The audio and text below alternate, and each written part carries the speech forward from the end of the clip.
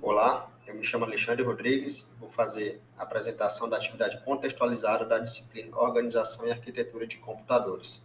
Vou falar um pouco sobre memórias, o que é, para que serve, os tipos e a hierarquia.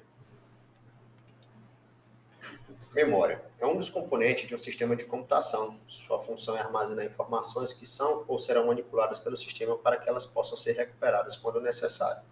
Na figura abaixo, a gente pode ver um diagrama com os componentes básicos de um computador, onde os dados, desde o dispositivo de entradas, passam pelo processador, chegam até a memória principal, onde é compartilhado com a memória secundária, volta ao processador e é devolvido ao dispositivo de saída.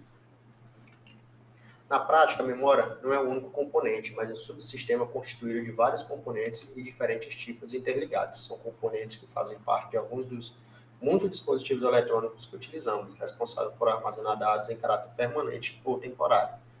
A presença de memória em seus mais diversos tipos é fundamental para o funcionamento de muitos dos aparelhos eletrônicos que utilizamos. Alguns nem mesmo existiriam sem memórias, como por exemplo as Smart TVs.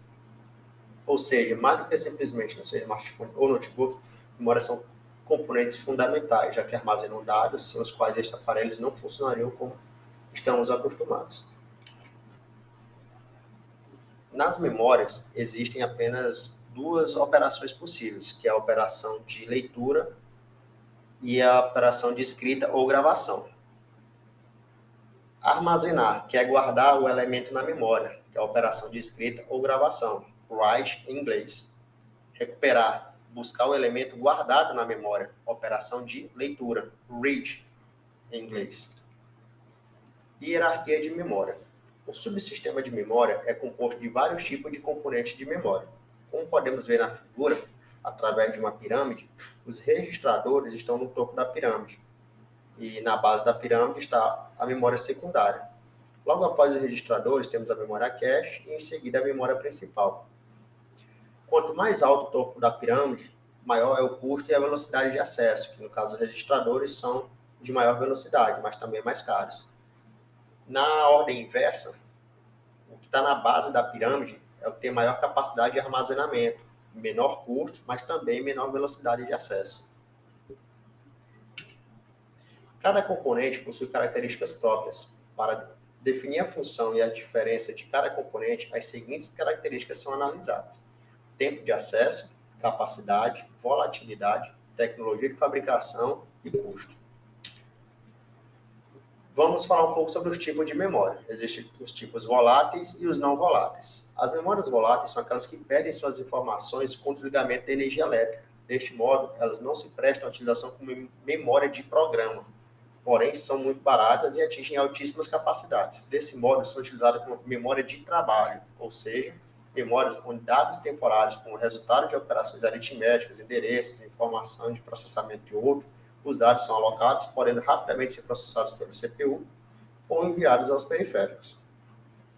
Exemplo de memória não volátil: memória RAM estática, SRAM, memória de acesso aleatório, que são construídas com flip-flops e, portanto, apenas perdem os dados com desligamento da energia elétrica. São caras e de baixa capacidade.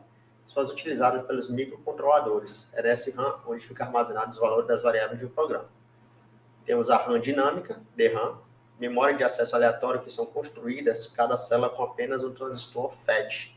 São muito baratas e atingem altas capacidades, porém, mesmo seu desligamento de energia, perdem seu conteúdo e, portanto, necessitam periodicamente de um ciclo de reativação chamado de refresh memory. Temos as não voláteis. Ao contrário das voláteis, são aquelas que mantêm salvas suas informações mesmo com desligamento da energia elétrica. Por essa característica, elas são utilizadas para guardar programas ou firmwares, softwares que ficam alojados em circuitos integrados. Como exemplo de memória não volátil, nós temos a memória ROM, ou ROM, memória somente de leitura, é gravada de fábrica a pedido do cliente, só pode ser gravada uma única vez e só compensa financeiramente para largas escalas de produção. Os cartuchos antigos de videogames eram produzidos com esse tipo de memória. Temos também a EEPROM, memória somente de leitura de apagamento e programação elétrica. E temos a memória flash, é uma das memórias mais utilizadas hoje em dia. E foi um grande desafio tecnológico sua concepção, pois era necessária uma memória tão barata e com a mesma capacidade de uma EEPROM, porém com a facilidade de programação e reprogramação de pergunta.